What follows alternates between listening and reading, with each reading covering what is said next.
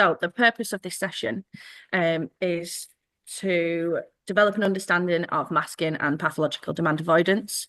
We're aiming to explore the unique challenges faced by specifically girls with autism regarding masking, pathological demand avoidance, and we'll delve into how these conditions can manifest in girls and provide strategies for support.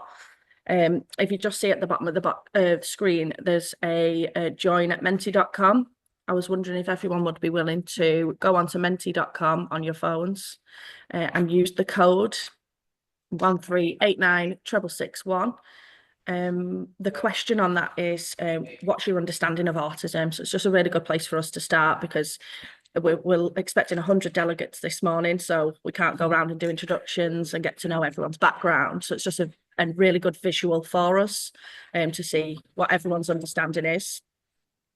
So if you could all just do that at your own leisure, that's great. If you can't do that, don't worry about it. It's absolutely fine. But as you're logging in, you'll see what other people's words are, and it creates like a little visual word map for us. So that's great. Thank you. Next slide, we'll just go on to some housekeeping.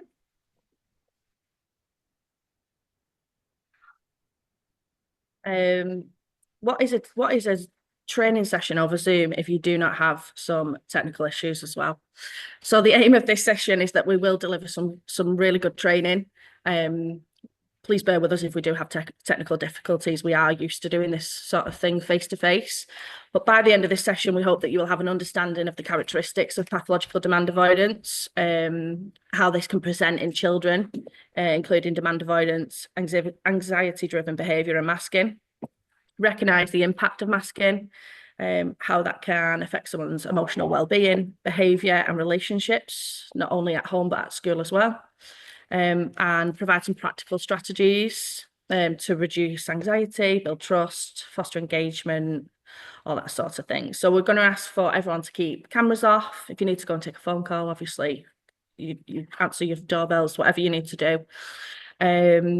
And because the group is so big, we would ask that if you've got any questions throughout the session, I'm going to be going into the chat function now.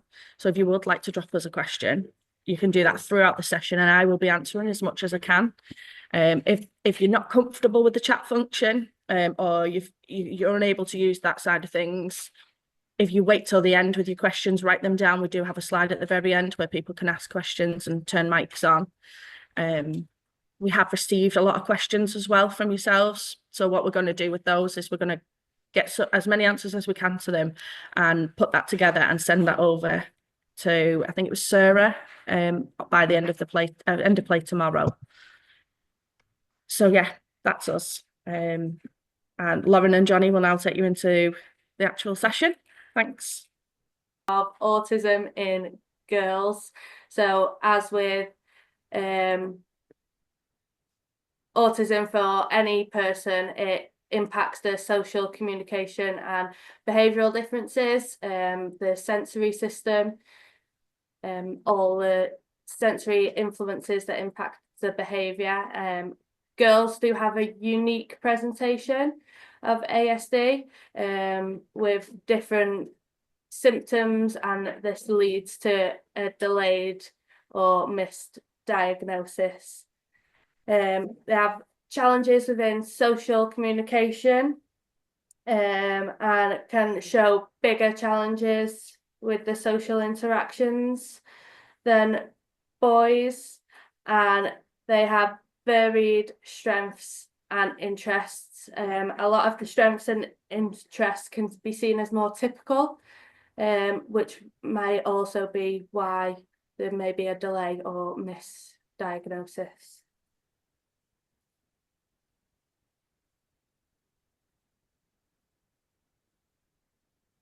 Then we're going to look at masking with girls. So there's a lot of behaviours and different subconscious behaviours that girls display within masking. So this could be like mimicking social behaviours, very, very well and good at replicating facial expressions, scripted response, and mimicking tones, suppressing the stimming. Boys often show bigger stimming behaviours, whereas girls can quite often create these more subtle little finger taps, which is less obvious and less noticed by professionals, and that they can also suppress it to a point where it becomes a challenge and can become exhausting for them to suppress them stimming behaviours throughout the day. They can often camouflage their interests and mimic what is cool or part of society, the TV shows that everyone's watching, the music that everyone's listening to, and girls can quite often appear more normal in that sense. They often in social situations will avoid passive roles, will gain passive roles and avoid any leading. They won't lead conversations, and will, when any opportunities like that arise, may withdraw strategically, maybe go to the bathroom or appear busy using the phone, got to take a phone call, and all these behaviours come at a high cost, leading to exhaustion, anxiety, and high distress for women and girls. So I am going to share a video now. Hopefully this works, and I know we have had some challenges with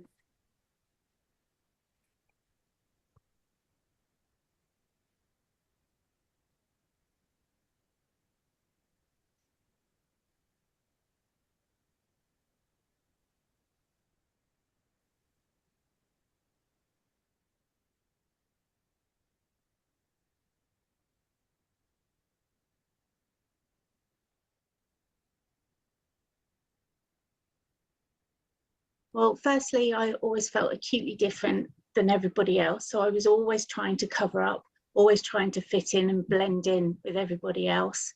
Also, I could always feel everybody else's feelings, and I wasn't sure where my feelings started and other people's feelings ended. And of course, being in a class with 30 other children meant that all the time I was bombarded by this emotional weather in the classroom. Throughout the day, that would get harder and harder to bear and be quite physically painful for me. Thinking about what the long-term effects of anxiety have been on me, I can't underestimate the impact that being autistic in a world that didn't recognise girls as having autism has had on me. So I was very, very controlling. I started having to control and manipulate the world just to get a little bit of respite and balance from the overwhelming feelings all around me. Unfortunately for my parents, that meant that I was incredibly violent, that I was often quite abusive and explosive at home. Of course, at school, I wasn't. I was a model student. Nobody would have known. I also started engaging as a young woman in a lot of self-destructive behaviours. I'd made myself quite vulnerable at various times in my life. And unfortunately for me, I was also wrongly diagnosed as having various mental health disorders, which meant that as an adult, I found it incredibly difficult to trust my own judgment. Really struggled actually to have intimate relationships because I needed to be in control all of the time. I was very intense. It was quite hard work being my friend or being my boyfriend. I think in terms of my health as well, I've developed endocrine problems. I've developed problems as a result of long-term stress. So I had issues with weight. I've had issues with lower back pain, high blood pressure, all those kind of stress-related illnesses.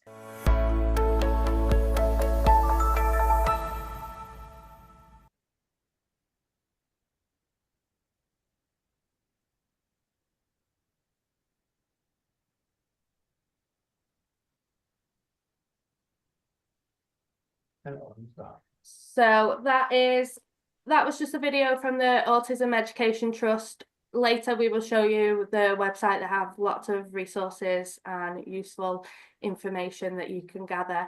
The Autism Education Trust likes to use information from autistic individuals themselves. So there's a lot of clips from autistic adults sharing their experiences, showing what helps. So then a big big question surrounding autism and girls is why is it that males are more diagnosed? Why is it that females are not diagnosed?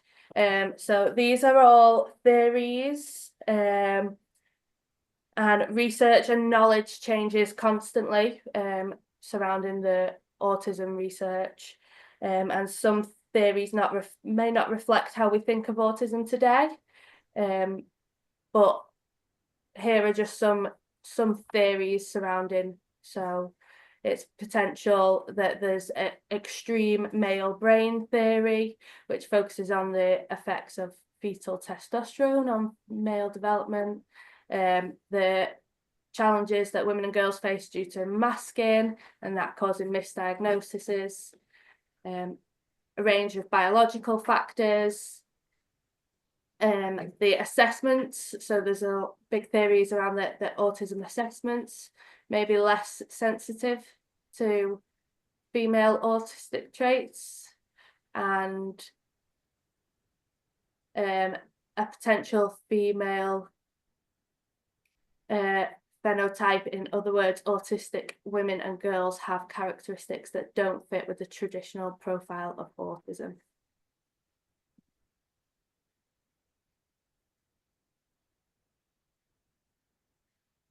So girls face big amounts of challenges due to not receiving proper diagnosis, late diagnosis. It means that they struggle with mental health disorders, or may struggle with mental health disorders due to the nature of the symptoms and how they have been given interventions. Their interventions may be incorrect interventions, they may be incredibly delayed, and these can massively impact on their mental health. As we said before, the lack of awareness and the stereotypical presentation, which isn't necessarily represented in the diagnostic tools for autism. And this can all be very damaging for girls with ASD. Okay, so what we thought we'd do now is, what we're going to do is we're going to go into breakout rooms, and we're going to ask you to discuss in your breakout rooms any strategies that you already know or are aware of or use to support girls with autism and or masking behaviours as well. So we're going to give you round about, we'd say, we'll come back at about 10 o'clock and we'll come back together. So in your groups, if you can discuss the strategies you are aware of or have used before to support girls with masking and autism, and then we'll come back together and we'll share some of our ideas before we move on. So I'm just going to stop sharing the PowerPoint. Johnny and Lauren, I will just give an example of a young girl that we used to support. She actually left us this year, the last academic year, but she's gone off to work now, the world of work. She's doing really well. She used to run these sessions with us and talk about her own lived experience, which was really powerful. But she went to a mainstream high school and she masked all the way through primary. And when she went to high school was the point that it all broke down. She ended up not accessing education for about 18 months. And when she came to us, there was a lot of unpicking to do. She'd lost a lot of trust in education staff and the adults around her. And we spent 6 months just building that relationship and building that trust back with her. She stayed with us for about 3 years after that, and she's gone off to do an apprenticeship working with young people.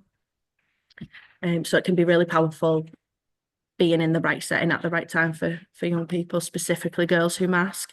And we tend to find here that that's when that breakdown comes at high school time.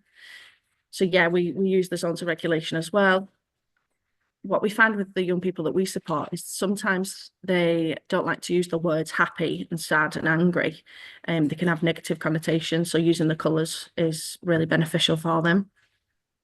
We've got someone who uses regular check-ins through the day, writing in a diary, regular time out and break throughout the day. blackout den. Yeah, we love a blackout den.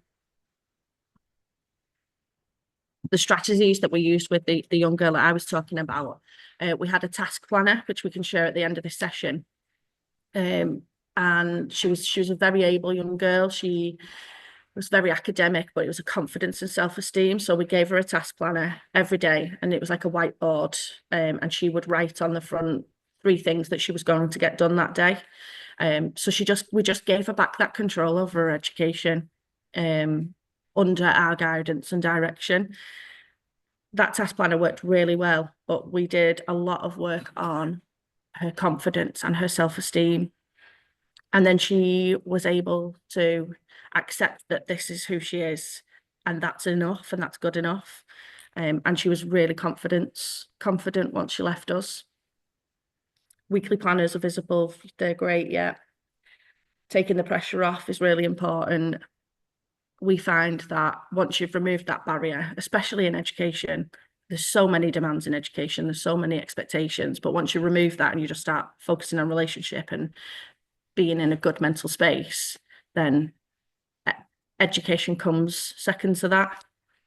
We had a member of staff who did tell us once about how her daughter was really struggling with SATs. It's that pressure of the year 6 SATs. And on the way to school, she pulled the steering wheel, they nearly crashed the car. They got sorted, and she dropped her off at school. And when she went to see a psychologist, they said, if that was your husband who'd tried to do that on his way to work, would you have still told him to go to work? And the answer is no.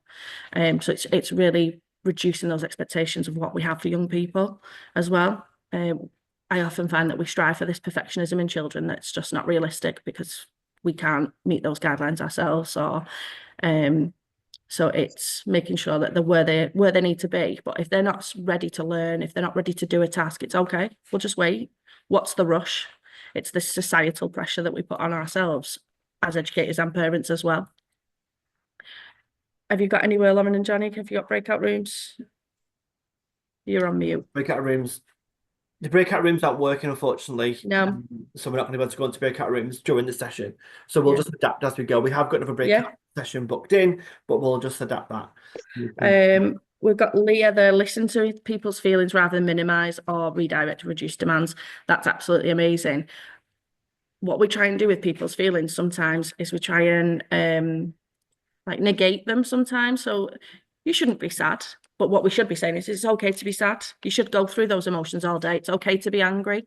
It's okay to be frustrated, but it's how you manage that. So through the zones of regulation, people have a personalised toolkit. So when I am angry, that's okay, but it's how I respond to that feeling of anger, which is really important. It's that validation that young people need. If they feel listened to and feel respected, they're going to do better and be better.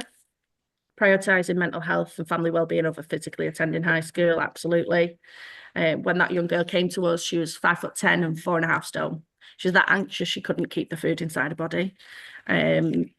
Professional expectations, it's finding the right school that understands your young person. Schools have a lot of pressure on themselves as well.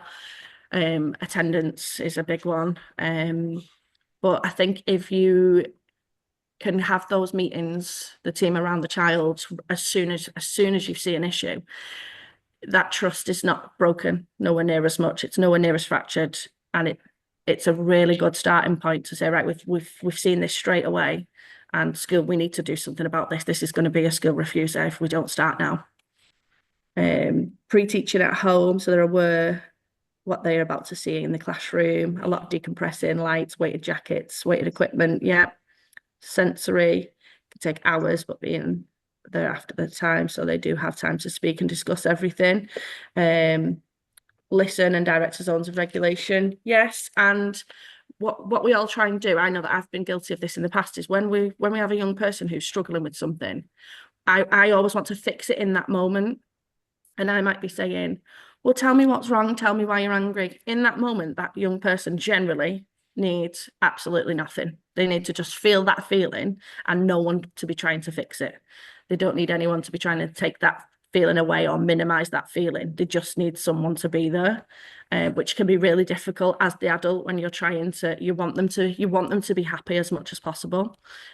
So once that feeling has surpassed and they've moved on or we've been distracted and they're in that baseline, that green zone, then I get guilty of that with my own child. I am too. I do it all the time with my own children at home. But once we're in that baseline, then we'll revisit that. So what was it that made us feel that way? What can we do next time? Because it's okay that you felt that way, but what can we do next time to maybe minimize that response or minimize that feeling a little bit more for you? If you can't do that, that's okay. But it's a really difficult task. It's not easy. And especially when you throw in the pathological demand avoidance at the same time, it's never going to be 100% consistent because everyone makes mistakes. Alicia, can you just explain a little bit about what zones of regulations are and how we use them in school? Yes, so zones of regulation is a way of managing emotions and response to emotion and being able to recognize how the emotion feels and what caused that emotion as well. So when you are when you feel like we had a young person who when it was the day before a school trip, they would not go to school the next day because they felt sick and they had a funny feeling in the tummy and they could explain it that way. But actually that was not that they was anxious as they were explaining it. That feeling was actually excitement. So with that young person, it was really important for him to understand that feeling might feel the same in your body. So you might get a funny tummy, you might get the butterflies when you're anxious, but that can also be excitement. So it's about explaining that the night before Christmas Eve, you might feel excited and have that same feeling, but your first day at a new school, that would be an anxious feeling. Different colours. You have green for focused and feeling okay and happy. You have red for frustrated, anger. Blue is more sick or sad, and your yellow is maybe excited, getting to the verge of frustration. But what you teach children with this is that you should move through those zones all day. Every day you should go through those zones. You will feel frustrated at some point in your day. Everyone does, and that's okay. At bedtime, you want to be in the blue zone because you want to be resting and getting ready to go back to sleep.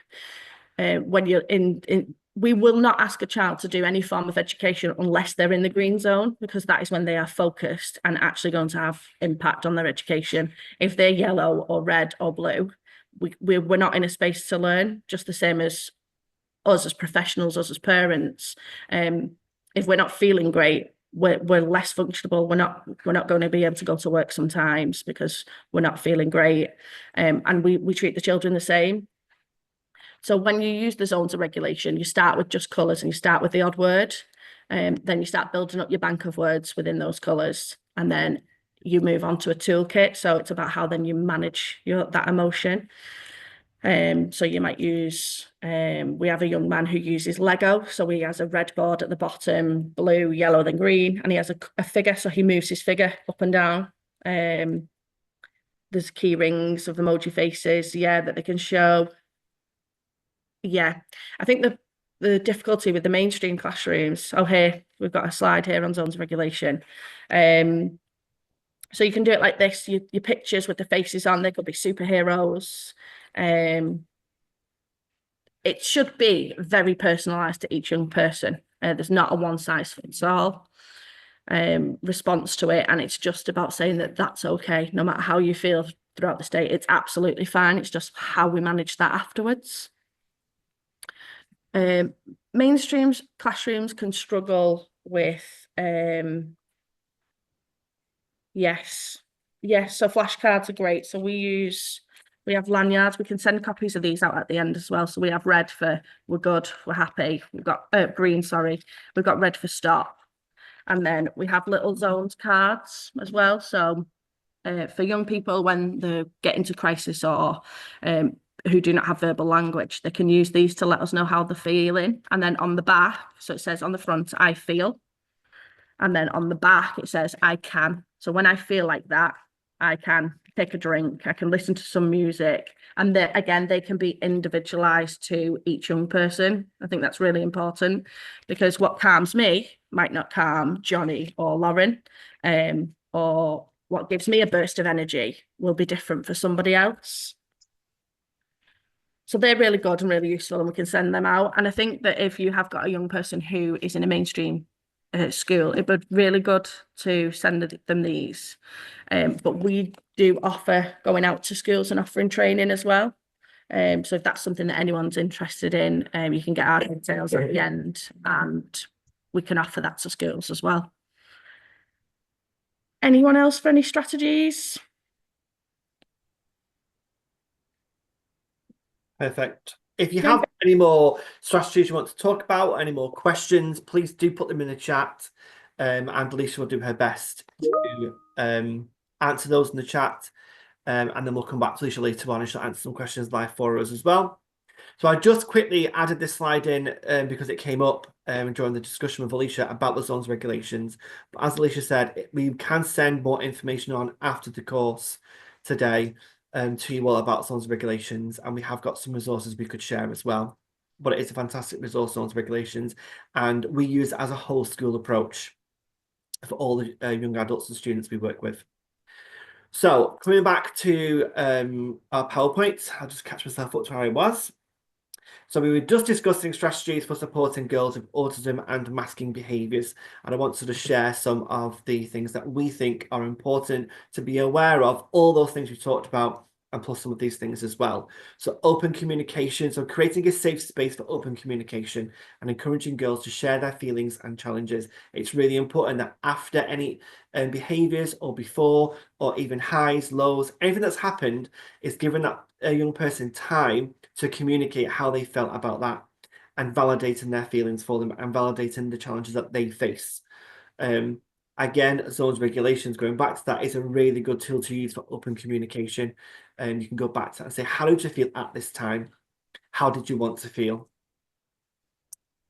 Understanding masking. So coming on this course today, you're on your way to understanding a little bit about masking and what that means to people and how it can present. But it's also about continually trying to educate yourself about how your young person may mask or how they do mask and the impact it will continually have on them as a young person moving into young adulthood. Unfortunately, as we grow, societal pressures become more demanding, and therefore some people, especially girls, start to mask more as well. So it's understanding how that looks and how that impacts them, and educating yourself and the young person about masking, what it means.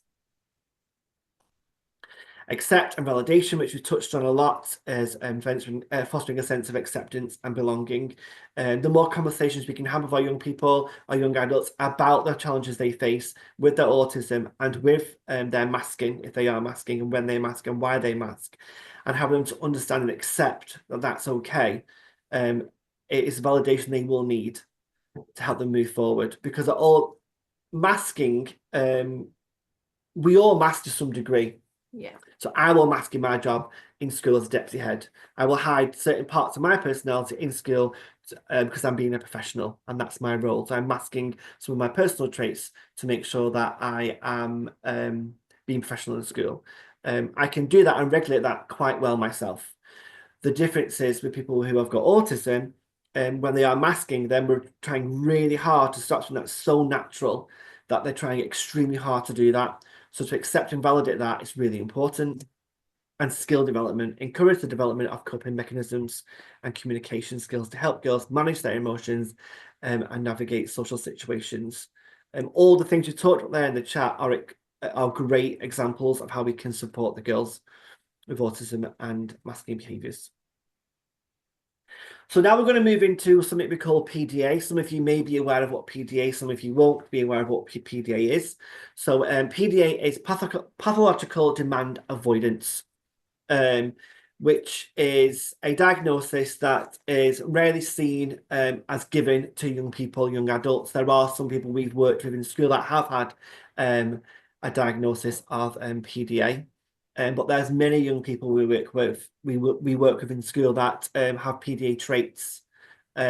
It's more common now for PDA to be part of a profile of someone's autism rather than a separate diagnosis.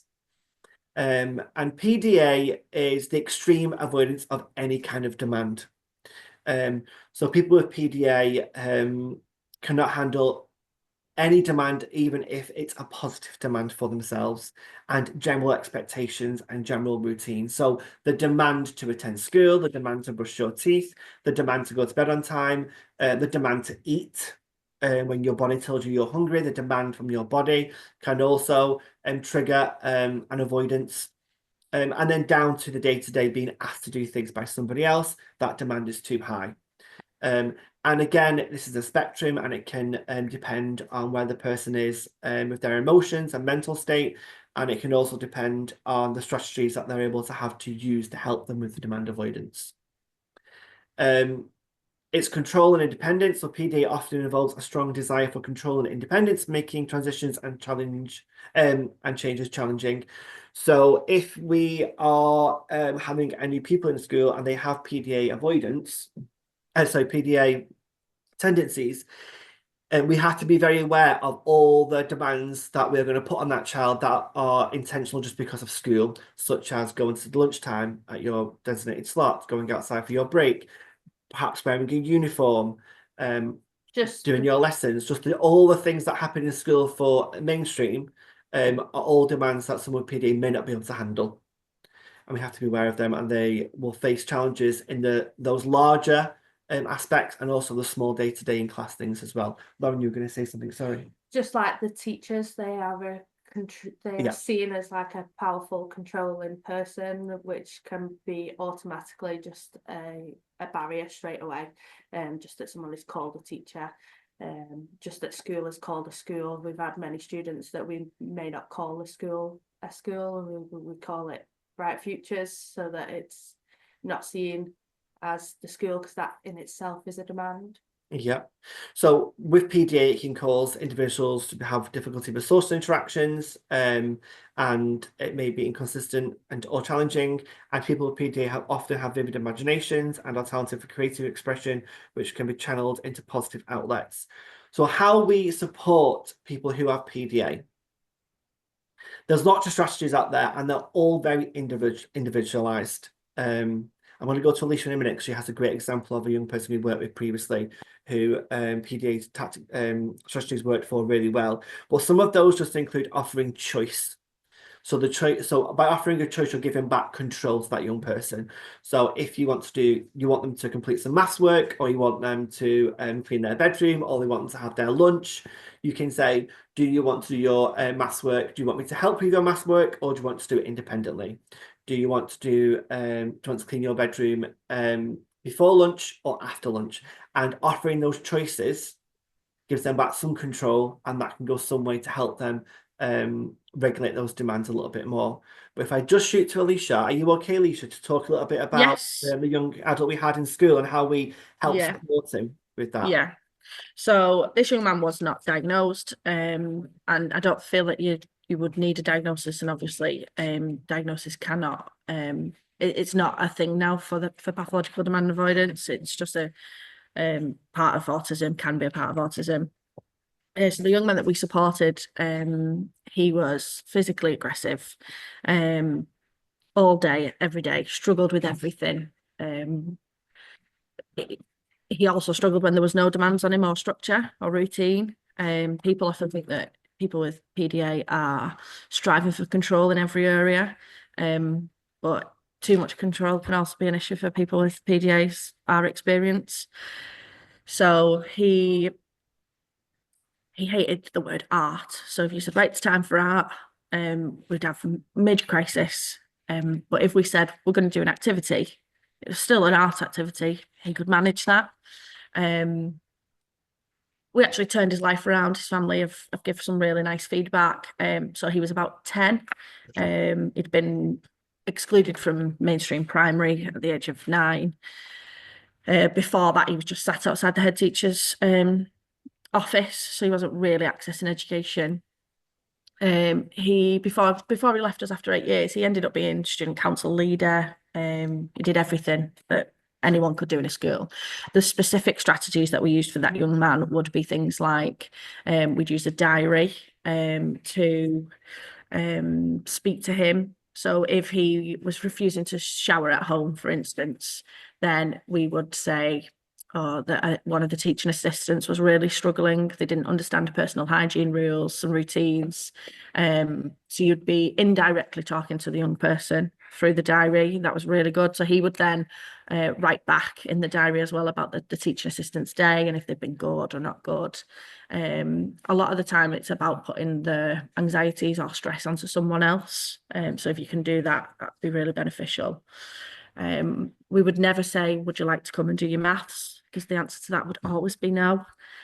We would say things like, would you like to come and do your maths independently, or do you want me to sit with you? They're your choice. So you've got control. The demand is lessened, but we don't just remove our demands, because that's not life. It's not the world. And as anxiety starts to drop and the young person was regulated, we could start to bring those demands back, because in the world of work there are going to be demands.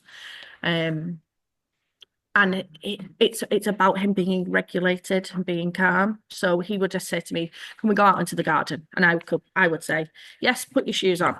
He wanted to go into the garden, but because I'd specifically said, put your shoes on, that would be crisis, and we would not be going into the garden because I'd made a demand. I would then have to change. It's really about how you speak and your language. So I would have to change my language to, I'm going to make sure I've got my shoes on so that I don't hurt my feet. So it's not directly at him. And then he would go and put his shoes on in the future. So yeah, there's a lot more you can do with pathological demand avoidance. What we'd also do for regulation with him is, if we felt like he needed to just get some energy out, go for a walk, I would say, I'm feeling like I need to go and get a walk in. I'm getting a bit antsy. I need to get my legs moving. And he would say, and I would say, I don't want you to come with me though. I want to do it on my own. And he's instantly saying, I'm coming with you. We're going for a walk together. And he would be regulated and not even know at that point. And then as he got older, we'd start to say to him, that's really good for your regulation as well, do you think? And then he'd agree. So it's really important that you don't just remove all demands for young people. We hear that a lot. We did a parent conference in July, and that was for social workers and foster carers. And the amount of people that said that people had told them, oh, PDA traits, just remove everything. We'd had children not brushing their teeth for 3 years. That's not what we do. It's just a nicer way of talking to people. And I think it works with everybody. I don't think you need to specifically have PDA. I think it's just a nice way of being, a nice way of communicating. Thank you very much. Everything that you do is indirect, yes. Just had Lucy in the chat. The child doesn't have a PDA diagnosis, but does have a lot of demand avoidance, and everything we do is indirect. I think that as colleagues and friends and relationships, depending on the way you ask someone to do something, that will directly impact someone else's response. So what the child refused to do as they asked. So if you said, would you like to do maths independently on your own or on your own? And generally they're going to choose one of those two, because that's their control element. They feel like they're in control. But if they said, I'm not doing it, I'd just be saying, okay, is there a reason why? I'd want to know why they were doing that. What was up with them? Do we need to have a break first? Do we need to look at what we're working towards? So once we've got our maths done, we might want to play a card game. So we might do maths now and then a card game next. So we might always say to someone with a profile like that, who is just demand avoidant, that we have something fun always coming next, because it's that just getting them through that thing that they don't want to do. And we all do it for ourselves. So if I've got a tough meeting coming up this afternoon, I'll be thinking, oh, I really don't want to go to that meeting. But once I finish that meeting, I'm going to go and do food tech with the children, and that's what I'm looking forward to. And that gets me through my day sometimes. We do it in our head subconsciously. So having that now and next visual for a child who does struggle just helps them go, right, I've just got to get this done, and then I've got something really good coming next. Sorry, let me just go back to these comments. Family, yes, yeah. I think that there's a really negative stigma around it. People feel that it's rude, disrespectful, like you said, and they just don't understand.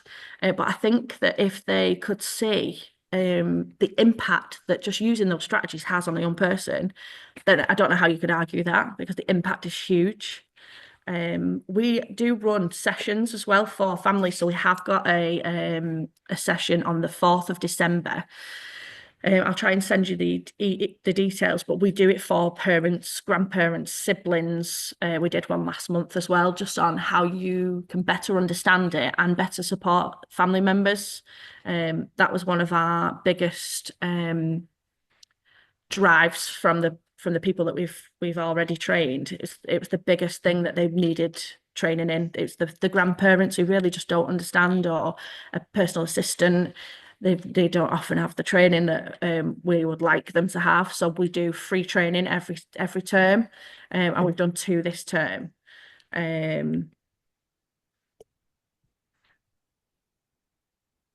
Yeah, so safety issues can be a bit of a nightmare. Very firm moralities and just suffer the backlash. So as soon as you get in a car, that's a safety issue. There's a demand to have a seatbelt on. You don't even have to say it, but that's a physical demand. There is some videos that we'll send you some links to.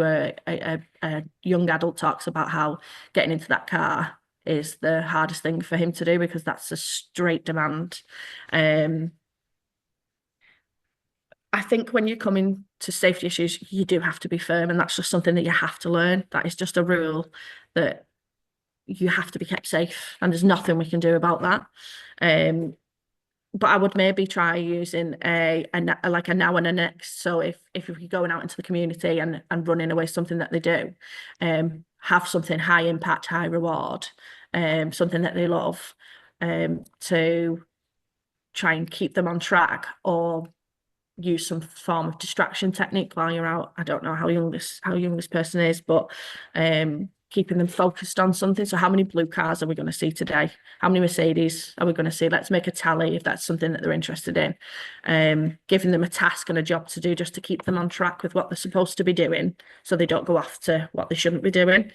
So that's something that we found always worked really well with the young man we supported, that as long as he was on task, as long as there was that structure and routine, we didn't have too many problems. And then I've got one more message, I think. The training is held at our school in Lim, so it's not too far. It's first junction off the motorway. Yes, and so we do it of an evening as well. So we come back to work about 6 o'clock, and we stay for 2 hours, and we do sessions with children can attend. So we all split up. Johnny had the children last time, did a tour of the school, told them all about what we do and what autism means and how it might affect them in their lives if they have a sibling with that. And then I had the adults upstairs, so we had grandparents, aunties, uncles, best friends of mums and dads. So it's a really good session, and we will send that. I'll put that invite out in a second when Johnny and Lauren carry on. Perfect. Thank you very much, Alicia, for that. I just want to recap some of the things we talked about there. There was a lot of frustration from some parents about how it can be difficult because the demands that they're asking from their child, such as safety, can be frustrating. And as Alicia said, when it comes to the safety, you do have to have almost a hard line, because that's never going to change. You're always going to have to wear your seatbelt. But some of the strategies Alicia talked about there are hopefully were very useful for you. And again, we'll send those videos out. Again, with PDA, everyone makes mistakes, and you have to really think about the language you're using with the young people when they have PDA. And you will make mistakes, and you will put a demand on, or you may use the wrong word, and that will then trigger some kind of crisis or maybe some dysregulation. You have to just be aware that these things are unavoidable sometimes, because it is it can be a very difficult way to talk to somebody if it's not so natural to you. So do give yourself grace, because it can be difficult. The power of we can be really important with people with PDA. Using the word we rather than you can really help them, because it can almost like a shared demand. And that can be one of the biggest hurdles to get over. And if they can start to comply to shared demands, especially in school, we use the word we are going to go for lunch. I think we are going to do some maths work. It's not a direct demand for themselves. And if they start to do those shared demands, that's almost an in then to start to look at personal demands. We had a great video we were going to show you, but unfortunately it's not working at the moment. So we're going to send that over as well as part of the after course pack for you all to have a look at. It's not moving on, Lauren. Sorry about that.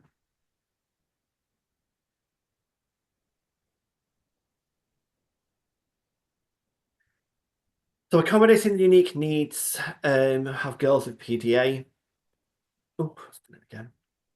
So we've talked a lot about these already, but being flexible, flexible routines and expectations to minimize anxiety, choice and control, offering opportunities to girls to exercise choice, control of their environment and activities is really important. Even often, again, Alicia spoke about those small controls within a demand can be really useful. Visual social support to with visual aids with schedules.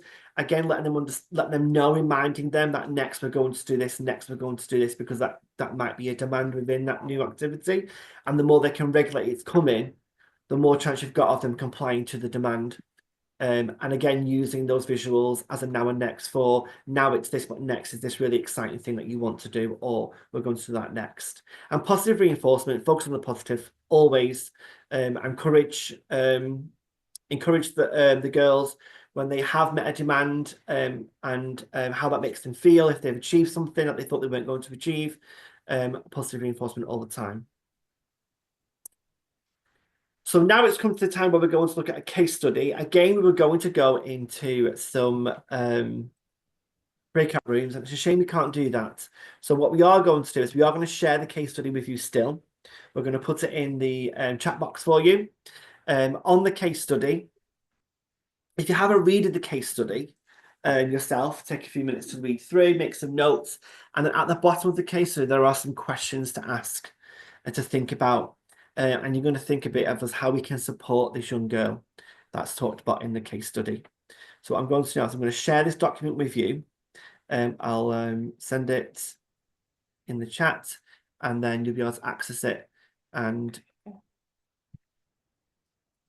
we'll give you till around about, I'd say around about 15 minutes. That way you can stretch your legs if you need to go to the toilet, grab yourself a cup of coffee, and also have a look at the case study, and we'll come back around about 9:45. Me to start talking about why we believe girls mask.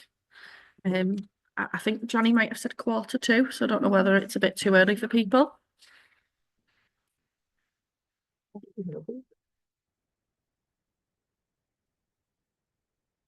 Got a thumbs up. Start. Right, okay. So when we look at girls and masking, sorry, I've got 3 messages in the chat here and ready. It's believed that girls mask more than boys do. I'm not sure that there's any research to back up anything currently why that happens, but we do believe that society plays an important part in masking. So when you, what society's expectations on girls? Please put in the chat. What do we say to girls? How do we do it as parents? We do it as professionals. What are our expectations of girls in opposed to boys? To be good, to be kind. Boys do also mask as well, yes. But in society we say things like, oh, they're so boisterous. That's what boys do. Yes, girls can mask all the way through primary school. And I think what's difficult with children when they're masking at school is because they don't see it, they don't know that it happens, and they don't always agree with what you're saying because that's not the child that they see at the school. They can't believe that it happens because it's just not something they're aware of. They're never part of that. So society plays a big part of that. So we'll say that, oh, they're just being boys, they're just being boisterous. Boys are loud and they can have bad behaviour or poor behaviour. I'm not saying everyone says this, but this is just like a general feel. And girls are quiet, they're calm, they're still. They mature quicker than boys. I've heard that lots. And it's just something to be aware of, that can be a common reason. Yeah, so Janie modified as a child to be acceptable, to feel accepted, or to appear. Yeah, Senko probably does need some training. Send her that date above if you like. She can come next week. And it does tend to be that breakdown when just before they go into high school, because there's so much change. We think that when they are in primary school, it's one teacher, one classroom, no movement, really stable group of friends generally. And then when they move to high school, there's so much change. And it's hard to mask that in such a big environment. But it's much easier in that small environment where you feel safe. Yeah. Yeah, they do. And I think sometimes it is just difficult for the professionals working with the young people if they don't see it. But that's where when we deliver any training that from our company, it's parents are the experts. That parent knows that child so much better than we do. And that child feels so much more comfortable with the parents than they do us. So therefore, parents are going to see the behaviour, or parents are going to see that unmasking massively when they get home. If you think of it like they're just a bottle of a pop through the school day, and every little twist and turn is a shake in that bottle, and then when they get home that bottle gets opened and all hell can break loose for the child and for the family. And stimming include walking in circles and rolling eyes to the back of the head. Yeah. So I just wanted to say that as well. Gender stereotypes can be a real big issue for girls specifically. And again, I'm not saying that boys can't, but the purpose of this session is to talk about girls. Being out in the community or being with a group of friends, there's higher expectations on how girls should act or should be. And that's the pressure from society. That's not real. That's not how I feel. But I think as the years go by, there'll be a lot of change in language, and there'll be a lot of, when I was younger, there was a lot of, well, if he teases you, the boy, he must like you. If he hits you or pushes you, he must like you. And that's so damaging to say to anyone. And I think that we are progressing and getting better as a society. We can tell it goes social communication in the brain is to develop at an early age, enabling to learn to mask at an early age. Right, okay, that's really interesting. That's really interesting. Thanks, Kathy. I'll hand back over to Lauren and Johnny to go through the case study.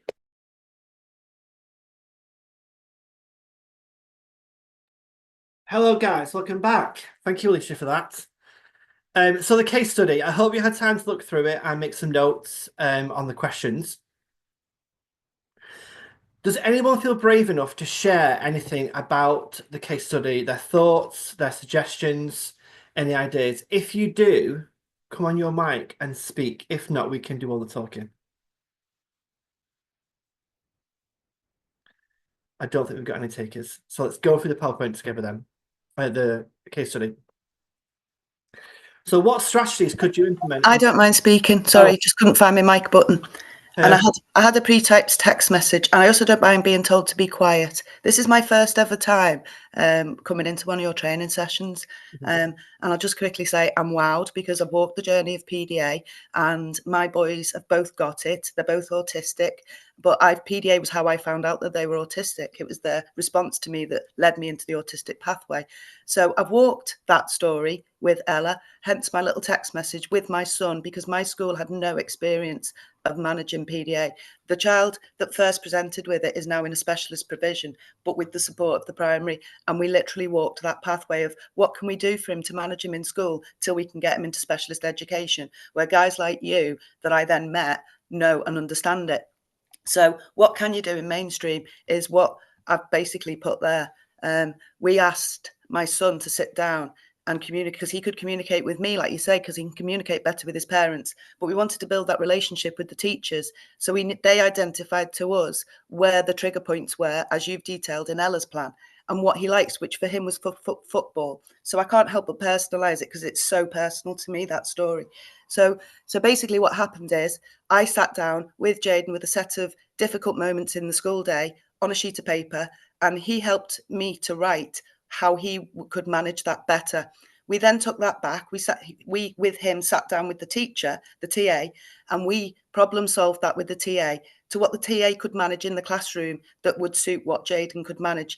And it stopped him from running out of the classroom and being disruptive, just implementing that plan. But what stopped him was that he had control and ownership of it. So that was my key really to my little paragraph, was you've got to give, like you said, the ownership to the child to make the plan using whatever skills they've got. In your example, Ella can read and write, so she can basically write her own plan. And if she feels in control of that, she will start to regulate, because that is in real life what happened with my son.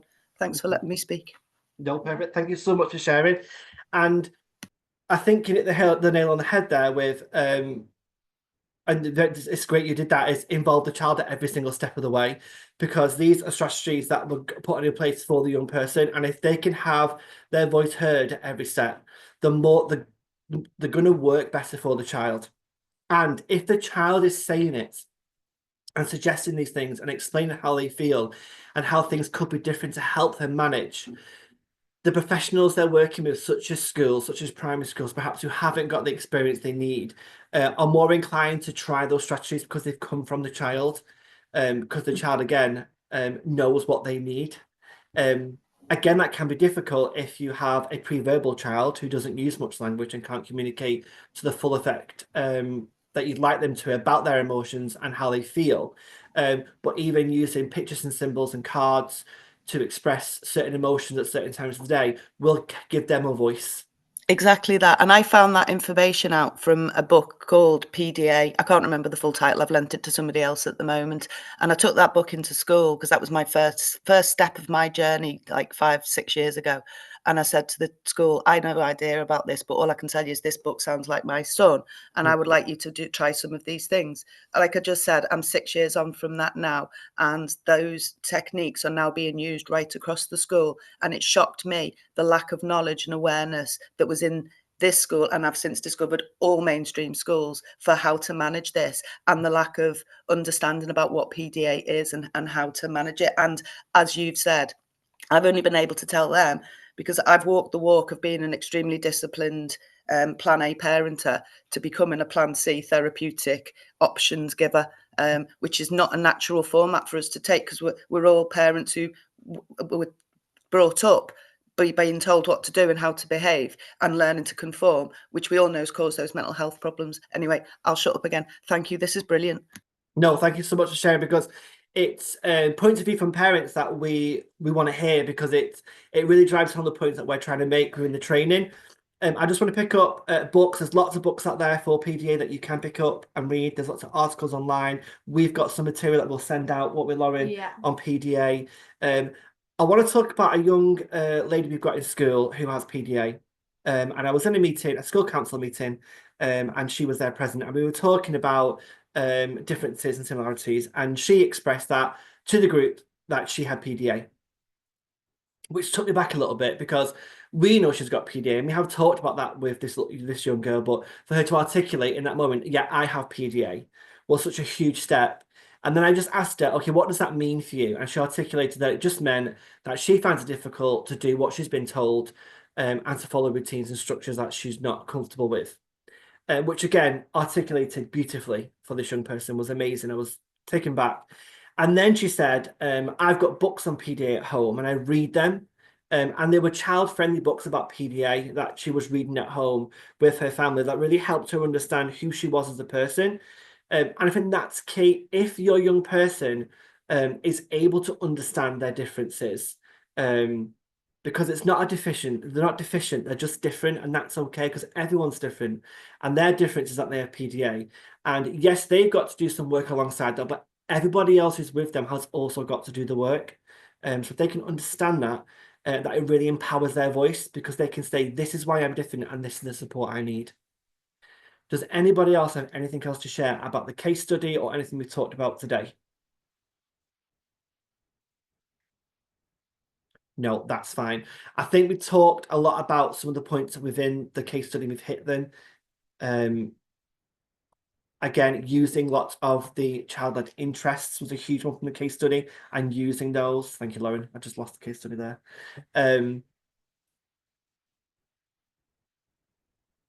And you're making sure that the child's got their voice heard, and that parents and all professionals are on the same page about the strategies they're going to use moving forward, and putting things in place to help with those transitions when it's difficult for them, but then using language like it's too boring, it's too hard.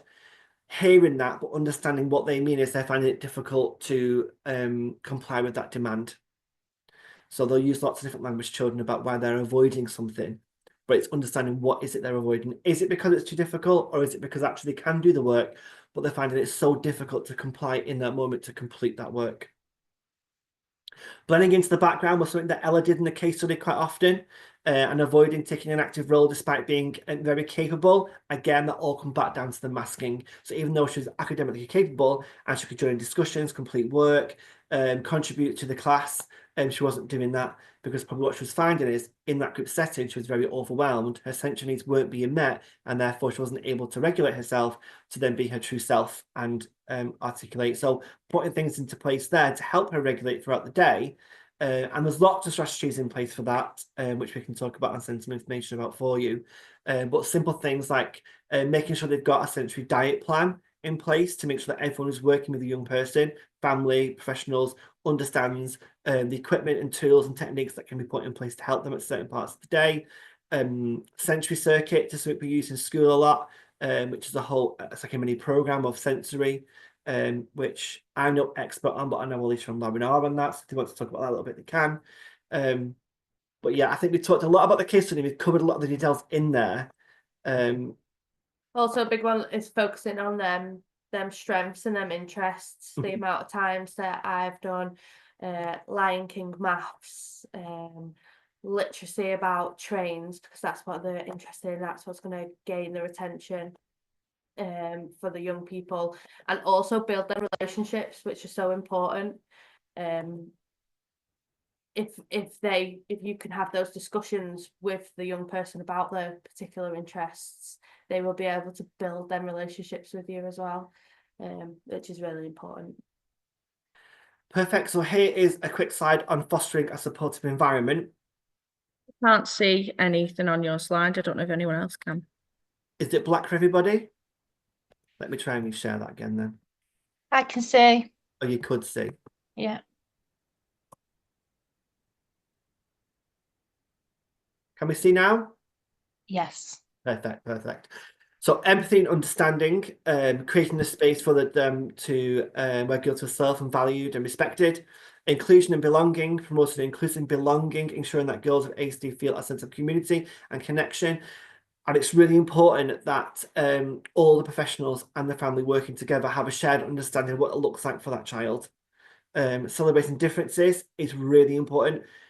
We here work in a special needs school and we celebrate difference all the time. All the children know that they're different and how that makes them special. If your young child is in a mainstream, perhaps, that can be difficult for them because they're surrounded by people that haven't got similar differences like them, but celebrating that as much as we can. And access to resources, providing access to appropriate resources and support services to empower girls with autism to thrive.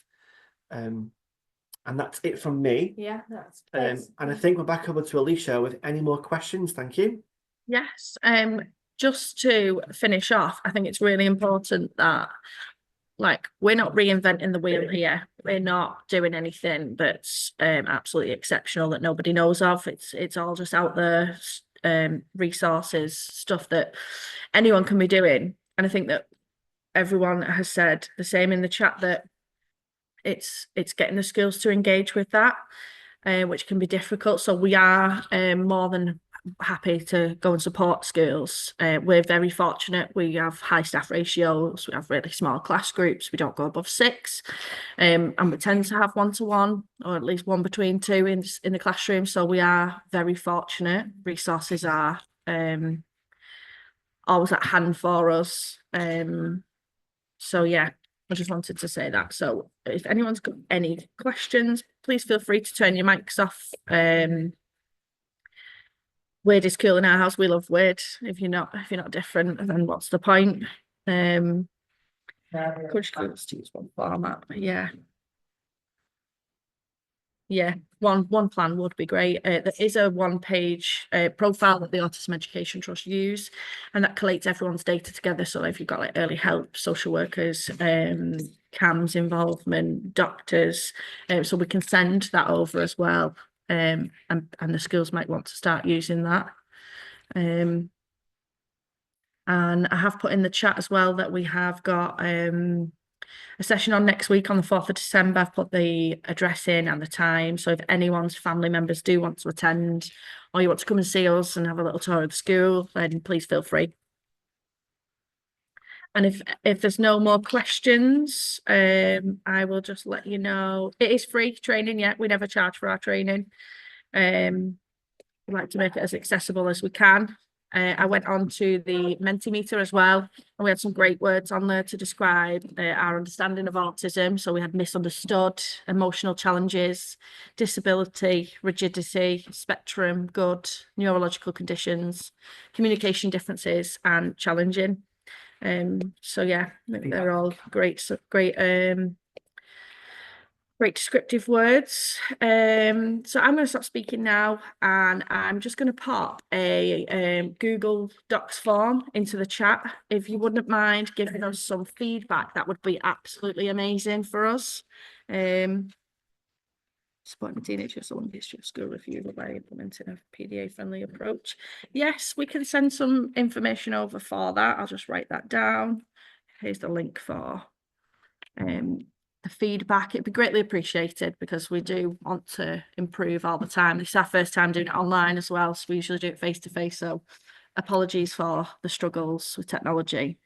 Alicia, I Yes. am struggling to type at the moment, believe it Yeah. or not. So I'm having to like voice text it and then send it over to you. So rather than fill a form, I'll just tell you my feedback straight. This is my first ever online PCF representing coming to an educational project, first time. Brilliant, thank you. Thank I've you, learned Kathy. stuff today. I learn stuff every time I access something that's been pointed to me towards with regards to the PCF at the moment, and I'm passing that on to other people, a lot to parents around me who are coming to me for that support at the moment. So first time I've found out about you, first introduction, it's been fantastic. I can't come back next week because we're chocker, but I will be back for your other training. I made up it's free because we need it to be, because people have got no money. And yeah, always just great to share and to hear those stories and feel like we're not on our own. It's always brilliant, that level of support. So that's my feedback, if you wouldn't mind capturing it. And I'm gonna have to shoot because the door's just gone. No problem. Guys. Thanks, Kathy. So yeah, we can send some resources over for yourself, Libby, regarding your teenager, long history of school refusal. And if you want to let me know what school that is, we can offer to go out and do some PDA specific. When we do any pathological demand avoidance training regarding a certain young person, we'd like to get to know that young person. So it's specific to them. So it's everyone's so different, and it should be really individualized because it's not just that one size that fits all. So yeah, we can send some stuff over, but yeah, I'm happy to do training there as well. We can do a Cheshire West school. That's fine. Can I just ask, if you to go to a school and do some training, do you do whole school like a twilight inset day session, or is it just for an individual? Well, we can be very flexible. So we've done one and recently. It's free for school. It's free as well. Yeah, that's so amazing. We've done Stockport where we did an inset day. We've done a local one where we've done a twilight. And then we've done for a couple of schools currently they let us know with the students that they're struggling with. We go out and observe those students, give them strategies, and then just keep coming back and doing more observations and offering more strategies and advice. I've got the training down to finish at 11. Yes. Is that right? Yeah. Yeah. Yeah. It's absolutely free. We never charge anyone for that. We hold the Autism Education Trust licence for Warrington. We share it with Warrington Borough Council. So the council go out and do just a blanket training, and then we offer extra training. And it's CPD certified as well. And there's different stages of training. So there's a making sense of autism, and that goes all the way through to an anxiety and exclusions module, which I think would be beneficial for some of those high schools and teenagers. Yeah, we can cover anywhere. So how do schools access you then? Do us parents need to go back to school and say, I think this would be really useful for and the rest of the children in school? Yeah, and then you can pass my email address on, which I popped in the chat. And if they just if they're Senko or anyone gets in touch with me, we'll just start planning, depending on what their need is, depends on who will go out and deliver that training then. So it'll just be a bespoke session for them. Okay. Right. Yes, Well, we can cover everywhere. I think that's really, really useful. And what we'll do is you guys we'll share the recording, we'll share the documents, any questions and answers, and anything you've talked about today that you said you were going to share, and we'll make sure we'll get that emailed out to everybody on the call today. Yep. Yeah, so thank you everybody for coming. Thank you for coming to do that, and well done for doing it online for your first time. It's really good. Sorry about this. And I'm really pleased with some of the feedback as well from Kathy. She's now gone, so that's really good. Yeah. Fantastic feedback. Thank you. And if you felt like it would be beneficial to do another session in a couple of weeks, if anyone's used the strategies and then might have some questions whilst they're going through them, we could offer another, just no PowerPoint. Yeah, and just a question and answer feedback on what's happened. And then sometimes we have some coffee events as well, where you can just come in and drop in, and parents and carers can come and speak to you guys. We've got our forum, our neurodevelopment forum, February, the 11th of February 2025. So it might be you might want to come along with a little stall, some of your resources. Yeah, that would be amazing. Good, and keep in touch with parents and carers that way as well. Yeah. Who are we best sending all the stuff to? You've got our contact email address. I think so. I think I have. Or myself. Yes, I've got yourself. Yeah. Yes, just send it through to myself then. Okay, thank you. We'll get that done tomorrow. By the end of the day tomorrow, it'll all be sent across to yourselves. Brilliant. Thank you very much. Thank you very much, guys. Thank you. Thank you. Thanks. Cheers. Bye. Bye.